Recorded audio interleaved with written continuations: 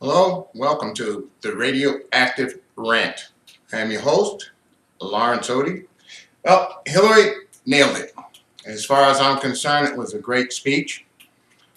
There were a couple of points that she missed. I want to go through that in a moment. And I hope her staffers catch on to this. Not too many people have caught on to it.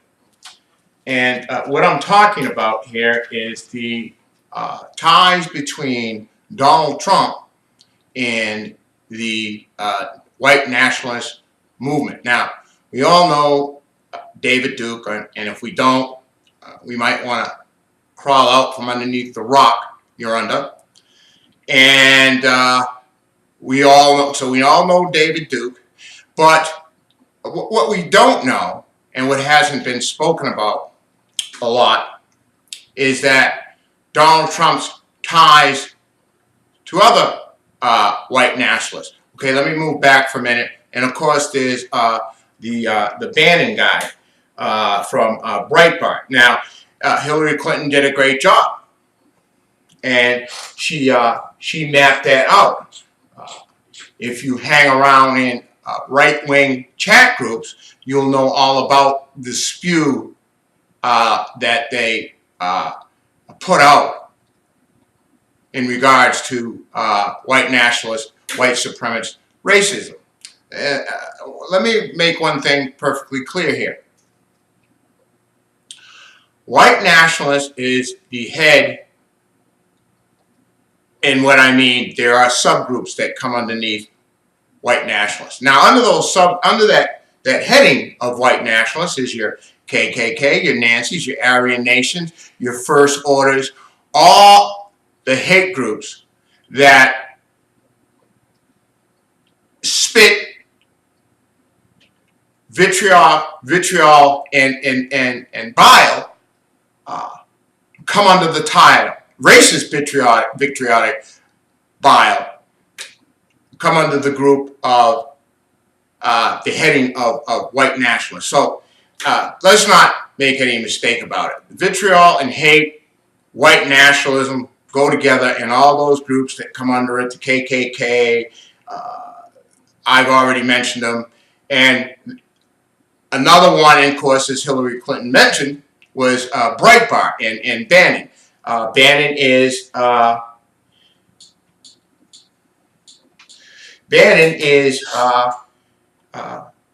leader in that movement to rile hate and vitriol. He is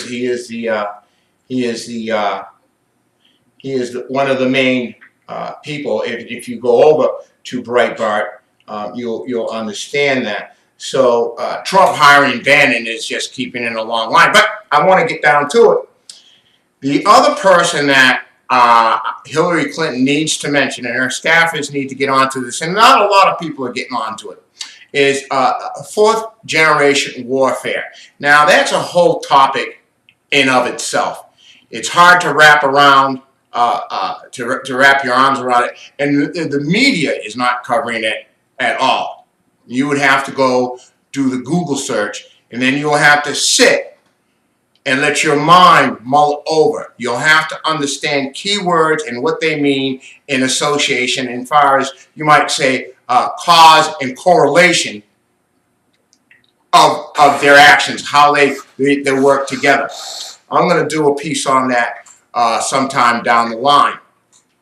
But Donald Trump has also, now, the leader of and the founder of the fourth, or the founder of the theory of fourth generation warfare, is a man named William S. Lind. That's L-I-N-D. Now, Lind holds ownership to one of the only two race war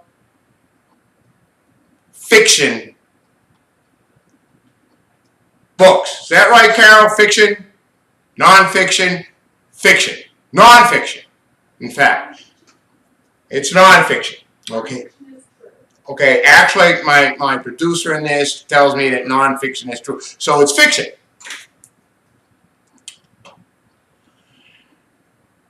race war. So the other one is the Turner Diary. So you have, and the name of Lynn's book is Victoria, and you can find this book. They have a copy of it on the Kindle and on Amazon. And there's only one publishing house that actually puts that out. I forget the name of the publisher. I did look it up, but you can get that. So there's 2 books, and William S. Lynn is the owner and the author of the second one.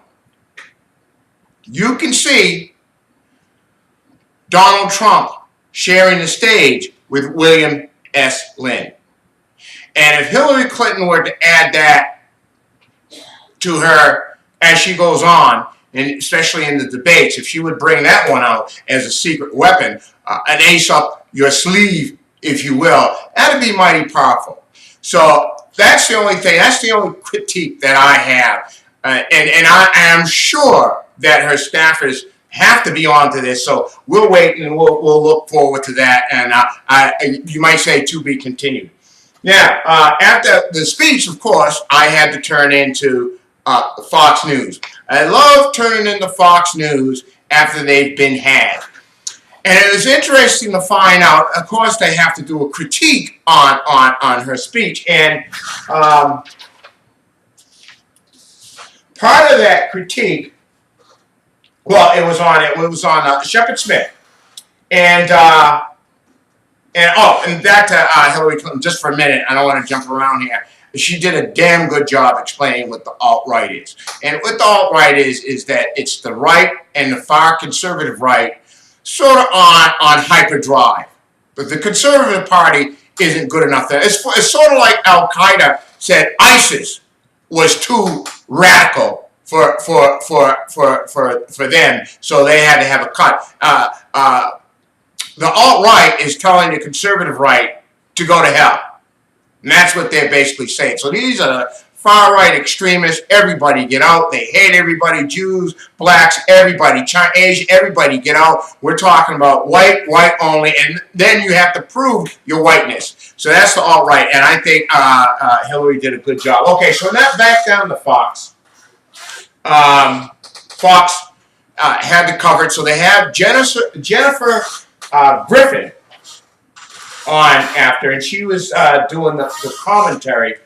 And you know, you have to understand that Fox has talking points, and what they want to do is delegitimize anything on the left. In other words, us good Americans that want something for America and believe in America, it's their job to delegitimize. By the way, the connection between fourth generation warfare is one of their purposes, among many, is to delegitimize everybody except them. So if you're not them, white, Anglo, Saxon Protestants, then you are legitimized. You are at time and time and time and time again. It kind of reminds me of Will Smith in I Am Legend, where one of the morphs, or whatever you call those creatures in that, where it was coming through the glass wall, and the woman says, "Why won't he stop?" And Will Smith says, "He'll never stop." These folks will never ever stop. This is their whole pursuit in life. They exist to legitimize everything because that's what they want to do. They want to tear it down. But anyway, back to Jennifer Griffin.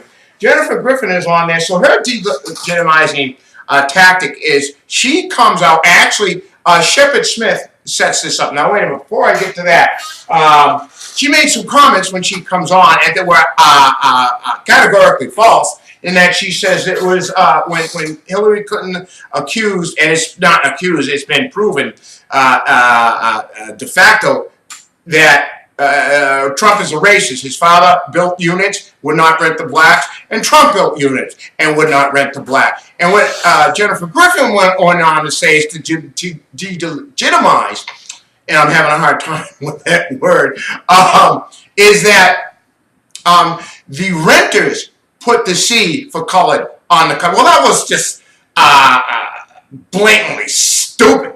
Why am I going to put a C on my renter's application? Okay, so that was the first thing she said.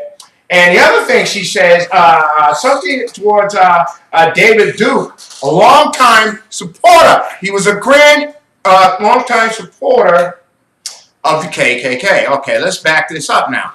A longtime supporter. David Duke was a grand imperial motherfucking wizard in the KKK. Not a supporter. Now, he has turned in the robes for the suit, but Jennifer Griffin, well, it's her job to delegitimize David Duke and what Hillary Clinton said about David Duke and the KKK. So she spins it around longtime supporter of the KKK, David Duke. No, David Duke is the KKK. And he has also a white supremacist radio station where, you know, he pretty much spews that kind of KKK hatred. I was looking for another word, but I couldn't find it. But white supremacy will work here. So back down to Jennifer. So now she goes in. She's gonna and Shepard Smith sets this up. It was picture perfect. If you're looking at it in the right, if you know what to look for, you can see exactly their format, their formula. Okay, Shepard Smith comes out and says, "Don't you think blah blah blah? Hillary Clinton was trying." Okay. Keyword, gerund, the gerund of trying. Jennifer Griffin runs with it. She mentions in the course of that speech, or of her presentation, which was 5 minutes and 42 seconds, she mentions the word trying 9 times, people. 9 times.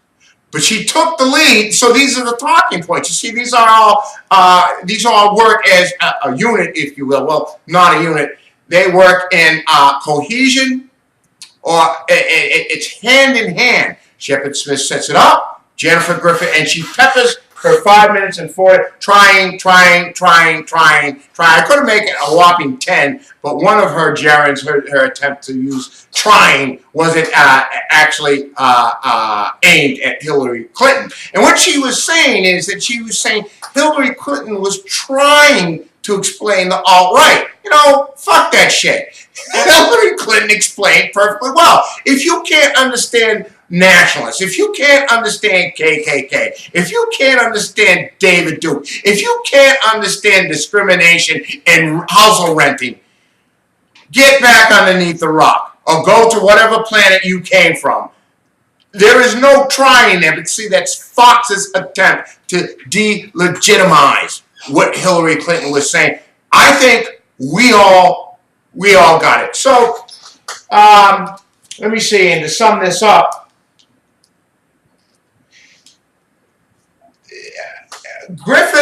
Jennifer Griffin leaves us off in her little soliloquy explaining Hillary Clinton's speech,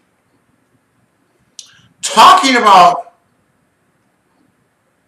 curse words. She's talking about the vitriol. I think I'm overusing that word now. The hatred, the piss and vinegar, if you will, that's going on in this campaign. Now, here's something that is really not interesting. It's par for the course. See, if you burn down your house and then sit on the side of the curb and call yourself homeless, well, people will call that maybe an oxymoron or just plain stupid. So the media has trumped up this horse race, if you will. And so they keep on, and they have to keep it on. Keep it up. I don't know what they're going to do after Hillary Clinton becomes president. They're going to have to maybe start doing real news, and that in itself is an oxymoron for Fox News. But she kept going on.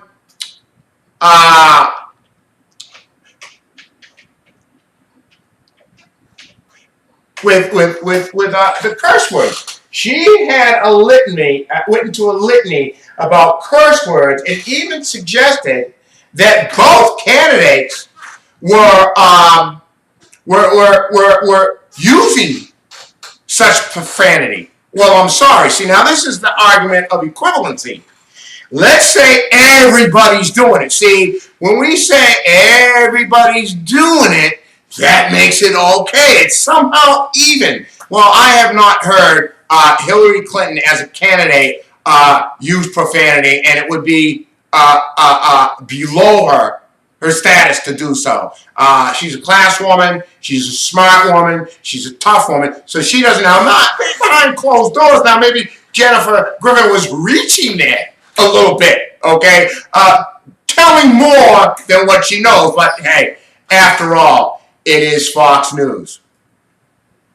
So, that was it. Great speech. Fox did their best. Oh, and I must add too, as it went on during the day, Fox got away with it. See, Jennifer Griffin had to cover it. But following shows, episodes, no. They got away from it. It's almost like they drilled down a little bit. Okay? Each show got further and further away and turned it around to discuss emails and trustworthiness and likability and everything else under the sun except for Hillary Clinton bringing to the fore the racism and the racist tendency that Donald and the racist people Donald Trump has aligned himself with. And as I said, I hope really it comes out that she gets down to fourth generation and William S. Lynn to add another coffin to that nail, because, folks, I believe Trump is all but done. And I will be there on election night with my bottle of Maker's Mark. And either I'm going to be crying or I'm going to be crying. Okay? One's going to be tears for joy, one's going to be tears for we're fucked. So keep tuned. Everybody have a good time. Thanks for tuning in.